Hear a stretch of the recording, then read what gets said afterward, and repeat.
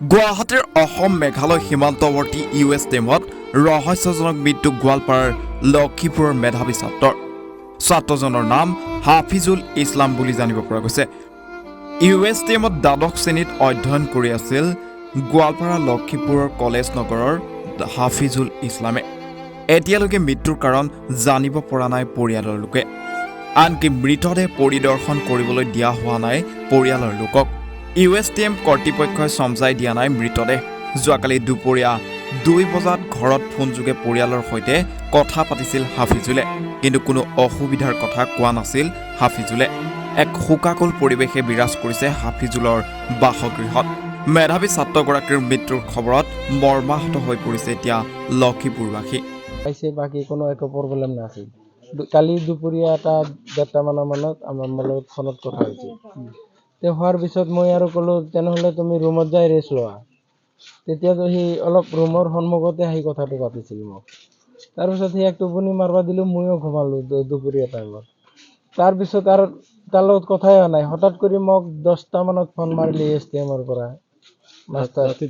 ৰাতি 10টা। আধা ঘণ্টাত আমাৰ ইয়াত আহিব লাগে। এইটোতো অসম্ভৱ। আমাৰ গোৱালপাৰা ডিষ্ট্ৰিক্ট লক্ষীপুৰ হৈ ঘৰ, ইমান দূৰত যাওঁতে মোটামুটি 4 ঘণ্টা 5 ঘণ্টা লাগি যায়। কয় ঠিক আছে আপুনি জলদি আহক, আধা ঘণ্টাৰ ভিতৰতে আহিব লাগে। কি হৈছে? চিৰিয়াছ বুলি। কি চিৰিয়াছ? হাফিজুলৰ অসুবিধা হৈছে, আপুনি আহিব লাগে, গাৰ্জেন হয়। গ'লোঁ মই দৌৰা-দৌৰি কৰি গ'লোঁ। যোৱাৰ পিছত তাতে মই USTMতো নাইয়ে ল'ৰাজন। মই আৰু আগৰ মোৰ গুৱাহাটীত মানুহ আছিল, সিহঁতক পঠাই দিলোঁ, কয় বেলেগ হস্পিটেলত লৈ গৈছে। মই তাতে গ'লোঁ। যাই তাতে টিচাৰক লগ পালোঁ আৰু যিহেতু এইবিলাক হাফিজুলক উদ্ধাৰ কৰিছিল। সিহঁতক লগ পোৱাৰ পিছত মই সিহঁতক সুধিলোঁ যে ল'ৰাজন ক'ত মোৰ? ICUতো সোমাই আছে। এতিয়া আজিতো আপুনি চাব নোৱাৰে, কালি ৰাতিপুৱাহে দিব আৰু মেঘালয়ৰ নিয়মটো বেলেগ। এতিয়াতো আপুনি নোৱাৰিব চাবলৈ। মই আৰু ল'ৰাটোক চাবলৈ নাপালোঁ আৰু। তাৰ পিছত 10টা মানত মোৰতো একেবাৰে গাটো পুৰা বেয়া, প্ৰেছাৰ উঠি আছে। ইফালে মোটামুটি ময়ো অসুস্থ হৈ গ'লোঁ ল'ৰাৰ কাৰণে। হোৱাৰ পিছত মোৰ যিটো গুৱাহাটীত ঠিকাদাৰ এটা আছিল বন্ধুৱে, সি কয় যে মোৰ ঘৰত থাকিবা, কালি 10টা বজাত আমি তোমাক লৈ আহিম। এনেকুৱা কৰি মোক পঠালে। তাৰপিছত মই অহা টাইমত নেক্সট এটা সুধিলোঁ যে কি হৈছিল আচলতে কওকচোন। তাততো কোনো বেমাৰ নাছিল, ইমাৰ্জেঞ্চি এনেকুৱা কেনেকুৱা হ'ল? কয় কিবা মেডিচিন খাইছিল, মেডিচিন খোৱাৰ কাৰণে এইটো কিবা ইনফেকশ্যন হৈছিল। হোৱাৰ কাৰণে এনেকুৱা হৈছে, 24 ঘণ্টা 12 ঘণ্টা এনেকুৱা লাগে চেঞ্চ আহাতে। টেনশ্যন নল'ব, চেঞ্চ আহি যাব। এইখিনিয়ে মই জানিলোঁ। এতিয়া মই ঘৰত আহিয়ে শুনা পালোঁ যে আমাৰ ল'ৰা নাই, কালিয়ে শেষ।